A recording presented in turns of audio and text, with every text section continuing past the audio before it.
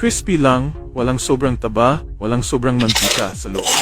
Nakaluto lang ng pork belly na may garlic fish sauce, mainit, mabango at sobrang sarap, mga kapatid.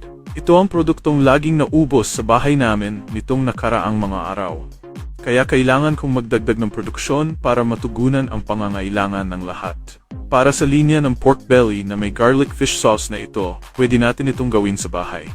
Pero kapag ginagawa sa bahay, madalas tayong mag-ingat dahil ang sobrang mantika at taba ay pumutok sa bibig na nagdudulot ng pakiramdam ng bigat at hindi nagiging masarap. Pero kapag ako ang gumagawa nito, huwag kayong mag-alala dahil nag-invest ako sa isang centrifuge machine.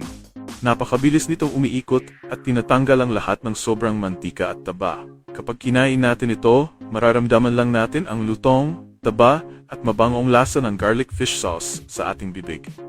Walang kahit anong malansang lasa ng mantika, kaya sobrang ligtas at nakasisiguro ng kalusugan. Malutong ang balat, malasang taba, at sobrang sarap kainin. Ang sauce na may garlic fish sauce ay sobrang bango at maalat ang fish sauce. Dagdagan ng kaunting asukal para maging tamis at maanghang. Napakasarap.